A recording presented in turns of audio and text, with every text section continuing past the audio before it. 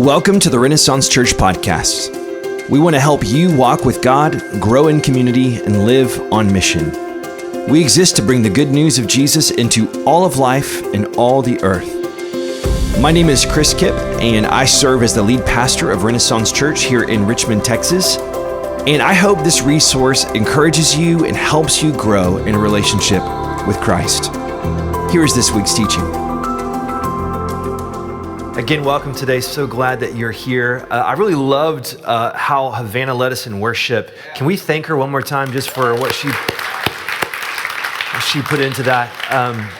It's beautiful to see, she kind of led us through songs that were like story, like gospel story songs. And I don't know what your story is, but I was a young man who was just on the wrong path. I went to private school, so I was in chapel all the time. I was in a home that, we believed in God. We went to church sometimes, most of the time, I guess. And yet I just found myself walking down this path. And it was almost like I felt powerless to stop myself from the next bad decision. I don't know if you've ever felt that way before. It's like you just see this trail and you kind of know, I probably shouldn't be doing this, but it's like you just can't stop yourself. And the world was telling me, this is it. Like, this is the lifestyle. This is, you've made it. And I just had this overwhelming sense that this was going to end badly. This was going to crash and burn. And I got invited to a youth camp in Colorado.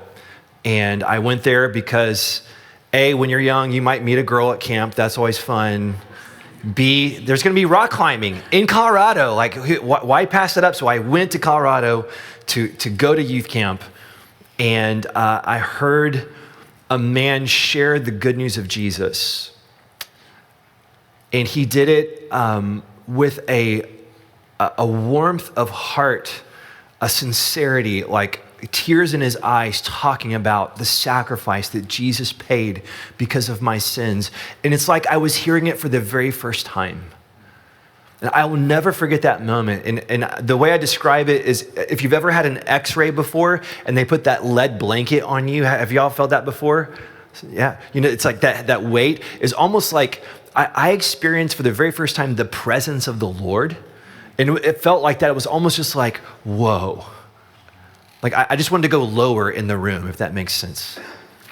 And by God's grace, my heart was opened and I responded to the good news of Jesus.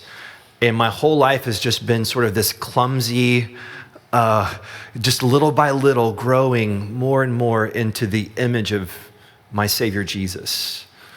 What never ever crossed my mind at that point in my life was how would Jesus changing my heart as a teenage young man have anything to do with government and politics, right? Like that just did not cross my mind. Saint Bernard of Clairvaux, he describes the progression of loves, and he said we all kind of begin this spiritual awakening with a love of God for self's sake. Like, I need Jesus, right? I need him, like for my own benefit. And I kind of thought, that will probably benefit my friends and my family and, my future wife and children and all that kind of stuff. But I never ever thought, how would that actually change or benefit an entire nation? And that's what I want to talk about today. Have you ever considered how your personal faith, what Jesus is doing inside of you might actually benefit an entire nation? If you're here today and you are new to faith, or you're returning to faith, or you've been walking with Jesus for many years, I just want to say I'm so glad that you're here. And we're doing a series on politics called Fount of Freedom, because what could go wrong, right? What could go wrong?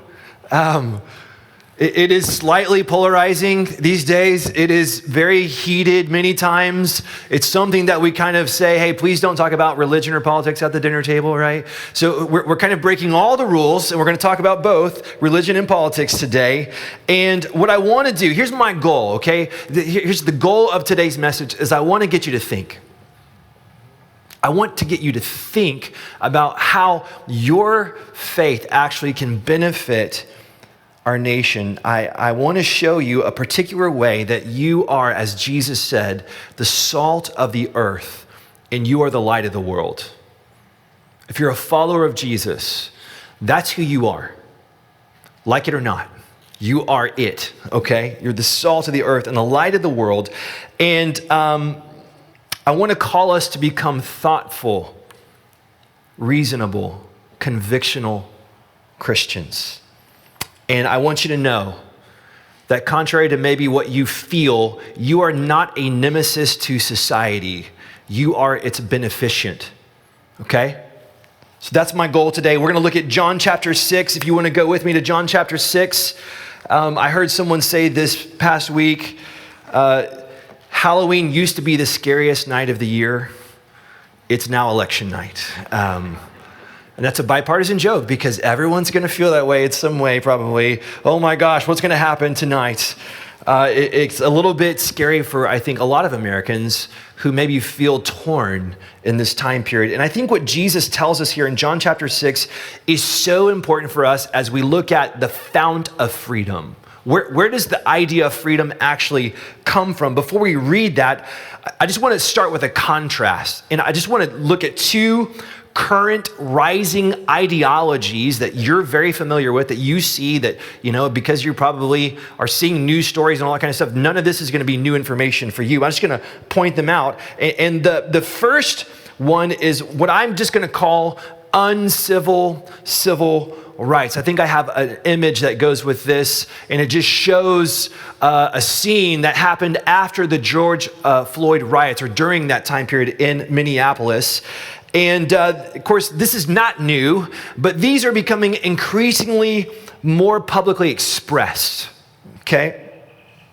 And this is like individual rights taken almost to the extreme, right? It's the protests that are for the victim. And what happens a lot of times, especially in a society that loses its moral center, is that something else fills the void where that morality used to live. And the new morality is, who's the victim, and we're going to go protest for them, right? It's a protest mentality, and it's pushing individual rights to the extreme of the literal destruction of society. It's very extreme. It goes by many different names and labels. Some might call it woke or wokeism. And as I saw that picture, it reminded me of course, there were no cameras back then, but the paintings that we have of the French Revolution, where the mob became the judge and the jury and the executioner. And that was a very tumultuous and scary time in France. This movement, it critiques injustice, which there are injustices, hello? So it's not wrong. And yet it's also, it's a critique of power, but it relies on power as the solution to the problem of power. Does that make sense? It's power for power. Allegiance is coerced via social pressure and through the court system.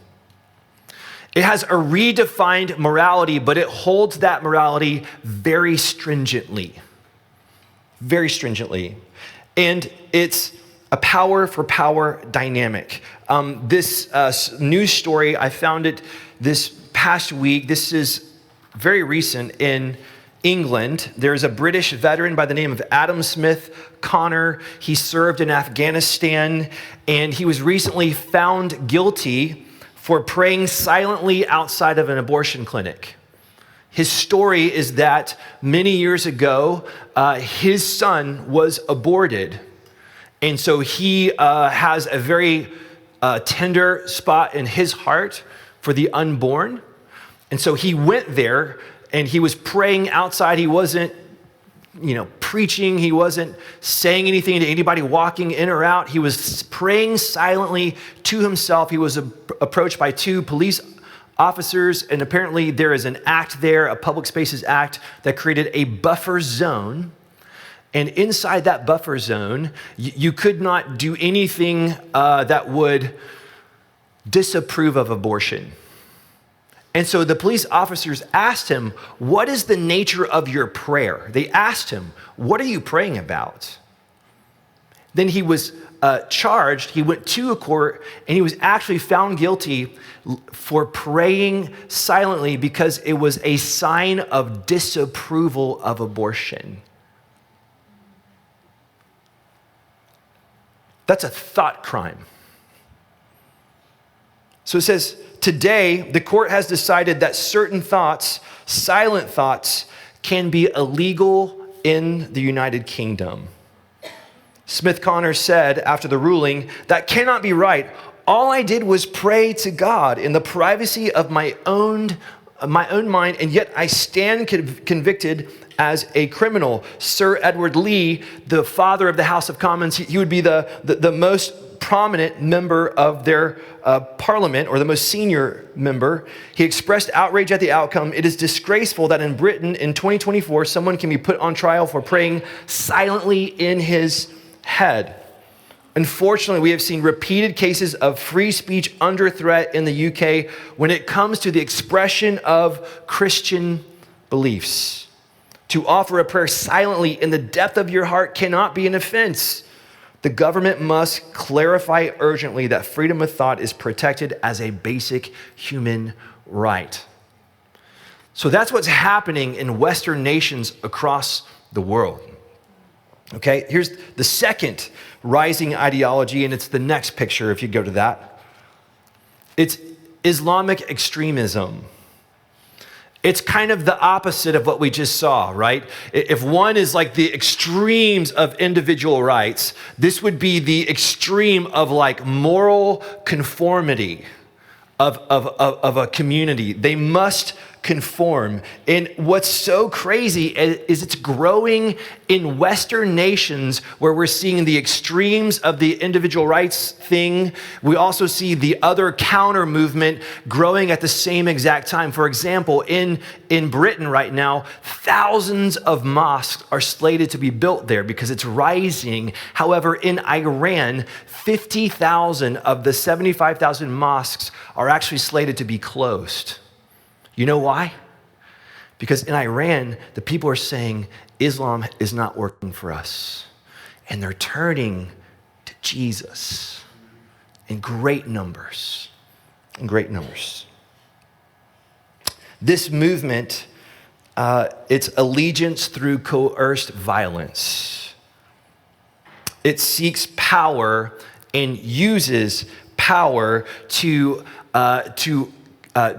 impose very stringent moral standards. For example, in Afghanistan, after the U.S. withdrawal 3 years ago, the Taliban has taken over that area, and they recently released their morality laws. It was approved by the top Taliban leader, and here's what that law contains. It bans women from speaking publicly, traveling without a male guardian, making eye contact with any male who is not within their immediate family, and it requires full face and body cover. Punishments range from a verbal warning to imprisonment. And those two ideologies are rising in our world. And here's what I just want to say, is that when they get to the extremes, they actually start to look identical. They look identical. I'm not saying that every social justice warrior is burning down cities, okay? And I'm not saying that every Muslim person is an extremist who wants world domination. I'm not saying that. I know that that's not true. However, we cannot be blind to the reality that these are rising ideologies that are absolutely being expressed in our culture right now. And they are both power for power. Allegiance is coerced. And both show differently that freedom is oftentimes freedom's worst enemy. Neither have sufficient ideological guardrails to curb extremism. And both are totalitarian ideas.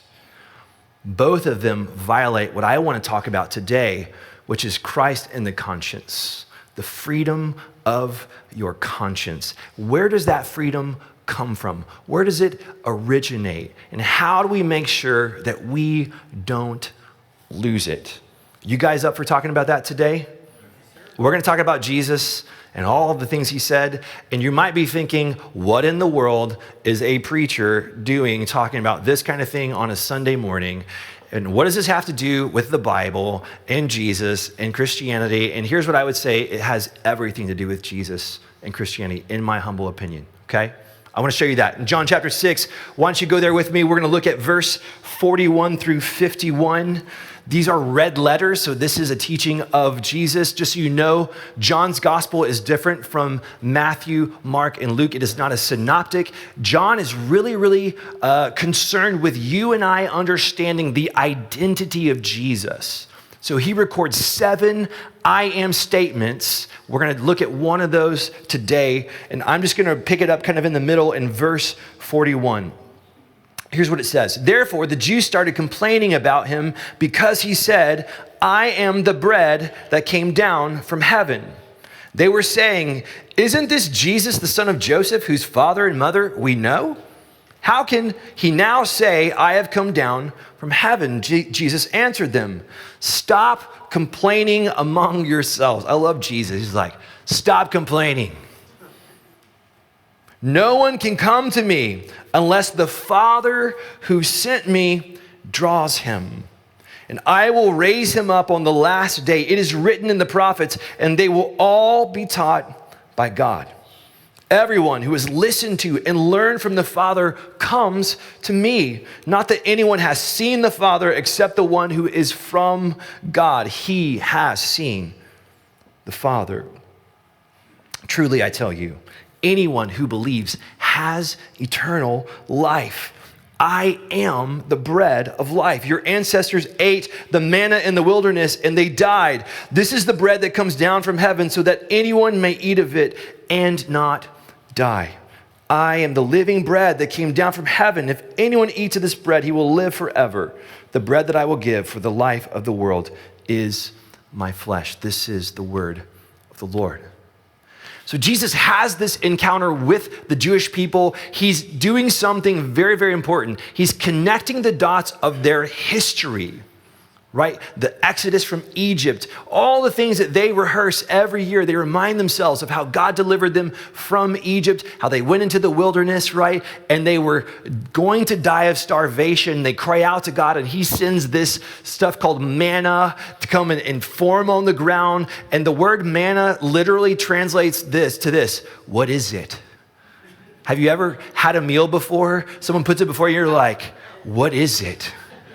That's manna, okay? It's like, I don't know what this stuff is, but it'll work, you know? And the Lord fed them in the desert. And all of that, this is the beauty of God. This is God, he thinks in centuries and millennia. Is all of this was going to point ultimately to Jesus as the bread of life, the one who came down from heaven. And just as they were starving in the desert and about to die, Jesus says, look, you, without taking me, the bread of life, you're going to die. But I've come to give you life, and it's life eternal. It's life forever. If you come to me, you will live forever. It's amazing. It's amazing. He's connecting the dots. And so Jesus, he makes this incredible statement, and I just want you to think about what it means. It absolutely means that he's the Messiah and Lord. When Moses has that little burning bush encounter and the voice says, you know, I am that I am, Jesus is connecting the dots to say, no, and I am. He's claiming his messiahship. And I just want you to think about what this means for us, because what he does is he gives them a little lesson on how salvation actually works. And here's the crazy thing, is this actually connects to how nations work, or how they work best. So here's what it means. God acts directly upon the individual conscience. Did you see that in what Jesus said? No one comes to the Father, or no one comes to me unless he's drawn by the Father. That's what he said. Unless the Father draws him, no one can come to me. No one can believe in me unless the Father draws him. Now, I know that whole idea creates fistfights in parking lots at churches and colleges, because they're like, no, it's free will. No, God's sovereign. No, it's free will. Like, just forget all that, okay? You have a free will and God is sovereign at the same time, okay? And how that works, good luck figuring that out on this side of heaven. Someday we'll all understand how that works, okay? But what that means is that when I was a young man in high school and I'm hearing this, and it feels like I'm hearing it for the very first time, something was happening inside of me that was beyond me. God was doing something in my heart. I was being drawn. He was acting upon my individual conscience, which means this, that we have to respect the conscience of a person because that's where God acts. Does that make sense? God acts upon it directly. It also means that saving faith is never externally coerced, but it is inwardly convictional. Nobody can force you. Parents, you don't have to force your children to believe. You don't. You've stepped out of being a parent. You've put on the role of Holy Spirit or God or Jesus, right? And you're trying to be him. You're not him, right? You're just a parent.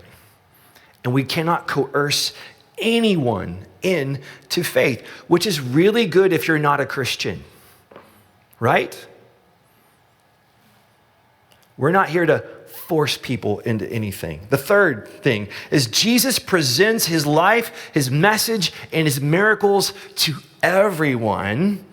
Yet, get this, in his earthly ministry, Jesus himself could not convert anyone that the Father wasn't drawing. What? Even Jesus, who's preaching to the crowds, who's doing the miracles, and blind people see, and deaf people hear, and dead children get raised, and people that have evil spirits get set free. And he does all that awesome stuff that he's still doing, by the way.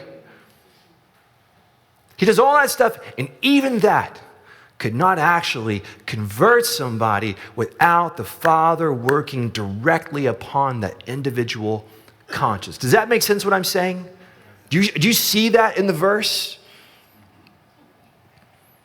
This is the genius of Jesus. And I'll explain what this means. If you just grab hold of this thread and follow it with me. So how does my faith, what Jesus is doing in me, fractal out from being just not just good for me and then good for my family, my friends, and I guess my church and my community, but then actually being to the benefit of nations? Well, let's just start at the very personal level. I can't take credit for my own ability to respond positively to the message of Jesus. Why is that good news? Because there's no self-righteousness in the gospel of Jesus. No self-righteousness, which is the secret fuel of extremism, ideological tyranny, totalitarianism, and a whole host of evil things. Self-righteousness is ugly stuff, and there's no room for it in the teachings of Jesus. I can take no credit. Why am I saved? I said yes to Jesus. How did that happen? I don't know. I just knew I needed him. God was working directly upon me, and I can't even take credit for that. Thank you, Jesus. It's all grace. All grace. No self-righteousness. Okay, so that's personal. Now think about just a little bit wider. We just talked about this. A Christian does not coerce, they witness.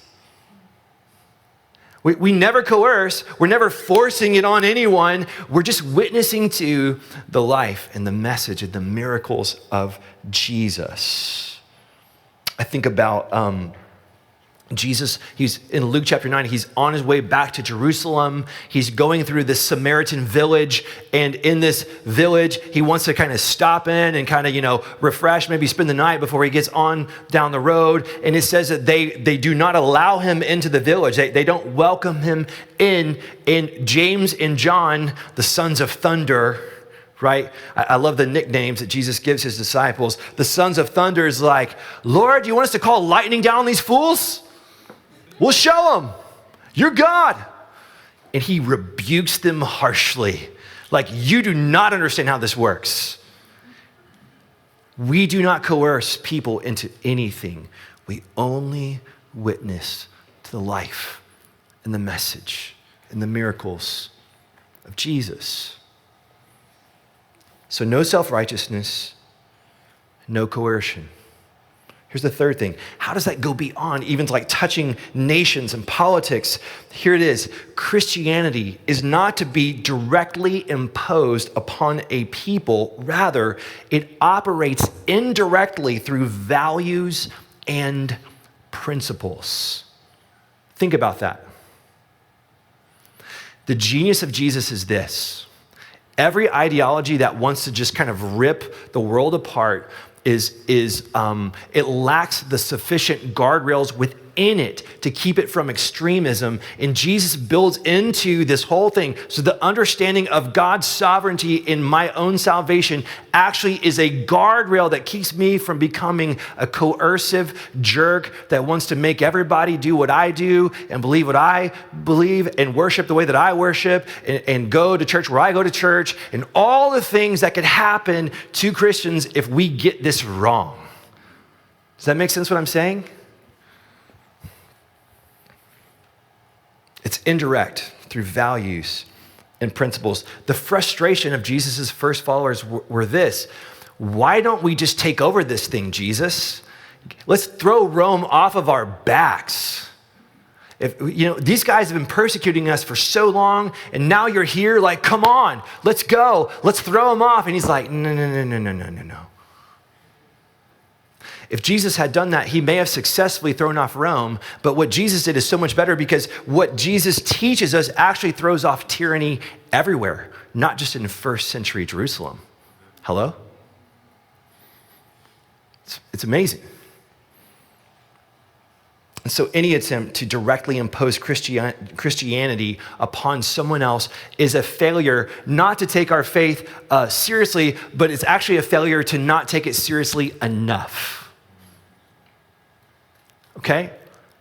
So to actually be formed into like a thoughtful, reasonable, convictional Christian is to take these words and to actually think about what does that mean for like the whole of society? And to take it that seriously that if this is not how it works, if it's not through power, if it's not through coercion, if it's not through forcing anyone into my ideology, then how must I create a society? How should I advocate for the welfare of all people? We respect individual conscience and rights while appealing to God's moral law that reflects his ultimate design for human flourishing. So here's the big idea. Only nations that are steeped in Christian thought have been able to successfully create the freedom of conscience, the freedom of speech, and the free exercise of religion. That's it. No one else has been able to do it, ever. And it is exactly what is at stake right now in our nation. I just want to give you some up-to-date examples of things that are happening. Have y'all ever heard of Richard Dawkins, a famous atheist? Yeah? He wrote a book called The God Delusion, and he is outspokenly not a Christian. He does not believe in Christ. He does not believe a word of Christianity. He is a staunch atheist and has done a lot to advance the cause of atheism in the world. But in an interview recently, he said he considers himself a cultural Christian. That's weird. He says this, he was slightly horrified to learn that Oxford Street in London was promoting Ramadan, the Muslim month for fasting, instead of Easter. Dawkins went on to explain, I do think we are a culturally Christian country. I call myself a cultural Christian. I'm not a believer, but there is a distinction between being a believing Christian and a cultural Christian, Dawkins noted. He said, I love hymns and Christmas carols. And I sort of feel at home in the Christian ethos.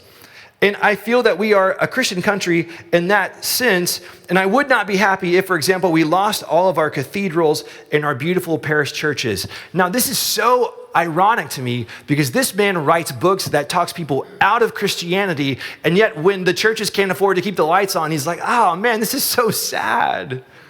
It's like insane to me. He said, I call myself a cultural Christian, and I think it would be truly dreadful, get this, if we substituted any alternative religion.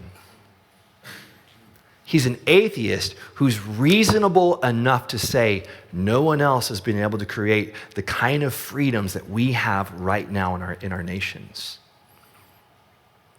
He said, I have to choose my words carefully. It seems to be a fundamentally decent religion in a way that I think Islam is not, he commented. So interesting. Another one. This is a young lady. She was an outspoken atheist, Ayan Hersey Ali. She now says that she is a Christian. She has a kind of a crazy story. As a young woman in Somalia, she was a part of the Muslim Brotherhood, and she was radicalized by the Muslim Brotherhood, along with a whole bunch of other young people at that time period. However, during that time, she suffered female genital mutilation at the hands of Muslim Brotherhood members. And because of that, she declared herself an atheist. So she went from radicalized Islam to none of that. Okay? Other extreme. She said, she has turned to Christianity because I ultimately found life without any spiritual solace unendurable. Indeed, very nearly self-destructive. Atheism failed to answer a simple question. What is the meaning and purpose of life? She said, arguing that the void left, get this, by the retreat of the church in the modern world has merely been filled by a jumble of irrational, quasi-religious dogma. She says, there's no need to look for some new age concoction of medication and mindfulness. Christianity has it all. Another reason she made the switch, she said, is global. The writer said in the essay that Western civilization is under threat from multiple fronts, including Russia and China, global Islamism, and woke ideology, the very things that we're talking about this morning. We endeavor to fend off these threats with modern secular tools of military, economic, diplomatic, technological efforts to defeat, bribe, persuade, appease, or surveil. And yet with every round of conflict, we find ourselves losing ground. The only way to successfully fight off these threats is to answer the question, what is it that truly unites us? The only credible answer, she says, I believe, lies in our desire to uphold the legacy of the Judeo-Christian tradition. It includes an elaborate set of ideas and institutions designed to safeguard human life, freedom, and dignity. Wow. She's literally been on both extremes and says, you know what? Jesus is the answer. Christianity has it all. Fascinating to hear these stories. People who recognize the gift of what our faith has to offer the world. And yet they also recognize that this faith and the gift of our faith is being threatened right now. And here's what I just want to ask. What's better? I mean, what's better? Is burning down cities better? Is Islamic takeover better?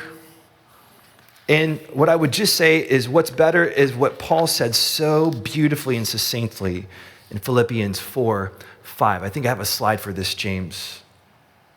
Here's the way he says it.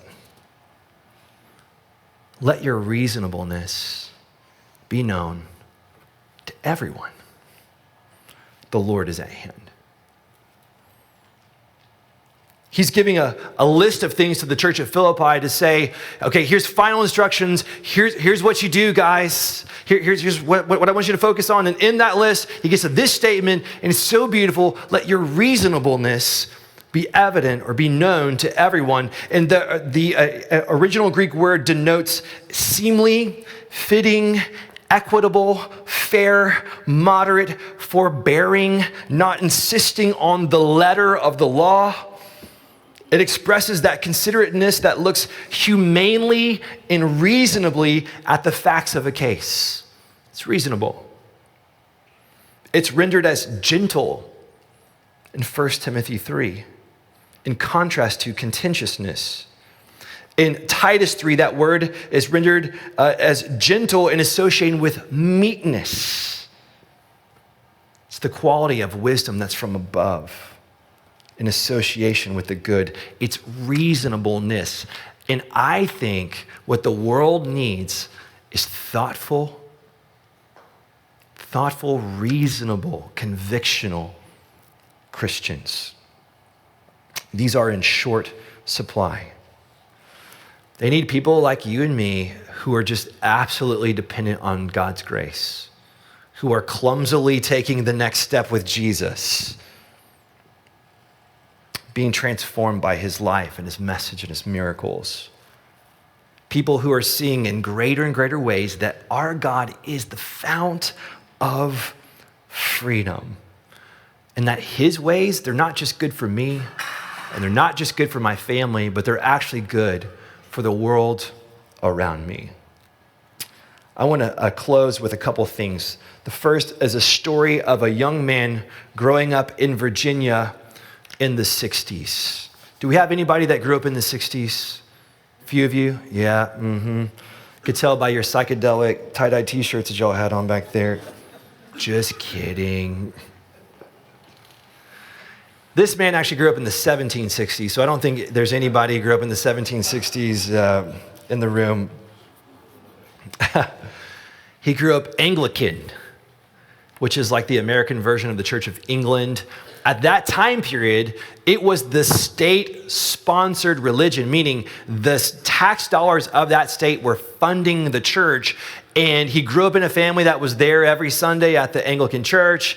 And what he saw was Baptist pastors and Baptist adherents being persecuted by Anglicans, jailed because they were preaching without permits from the Anglican church. And that bothered him as a young man. He broke from the family tradition, and all the local Virginia boys would go to UT, but he decided to go to A&M, right? And it just created this whole uproar. I know we have some Aggies in the room that were rejoicing over UT's loss yesterday. Shame on you. Shame on you. And so he goes to this college at New Jersey at Princeton that is now what we call Princeton University, and he starts to study under a Scottish Presbyterian minister by the name of John Witherspoon.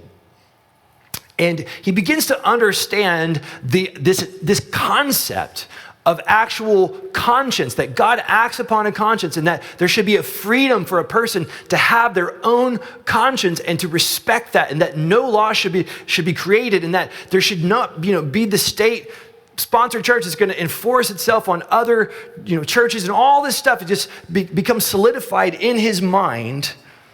And this man's name was James Madison.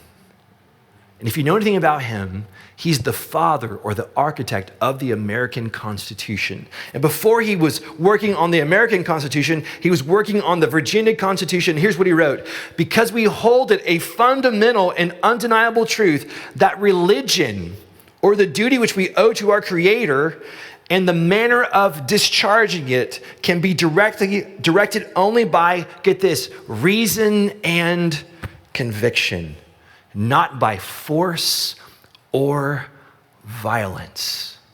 Wow. The religion then of every man must be left to the conviction and conscience of every man, and it is the right of every man to exercise it as they may dictate. This right is in its nature an inalienable right. It is the duty of every man to render to the Creator such homage and such as only as he believes to be acceptable to him. This duty is precedent, both in order of time and in degree of obligation to the claims of civil society. Here's what that means in our common English today, is that we should have a freedom of conscience, and that should come first before any government interference. That's what he said. It's amazing. And what he did in that moment is he defined for us what the freedom of conscience is. And what I would just want you to see is this: he was a thoughtful, reasonable, convictional Christian. He wrote a letter to Thomas Jefferson after this statute for religious freedom in Virginia. And he said this: "I flatter myself that we have in this country extinguished forever the ambitious hope of making laws for the human mind." And I guess the question of our day is, have we extinguished forever the ambitious hope of making laws for the human mind? And what do we do about that as followers of Jesus? What I want to encourage you to do is to pray and to begin to consider how you might respond in this season as a citizen of our nation who is a thoughtful and reasonable and convictional Christian. Because the things that were given to us by those kinds of Christians are under threat, and it will be maintained and kept today by the kinds of people that are characterized by those very words: thoughtful, reasonable, and convictional. You are the salt of the earth. You are the light of the world. Well, thank you again for listening today. And if this was helpful to you, you can like, share, subscribe, or leave a kind review. And you can learn more about Renaissance Church at ren-church.org.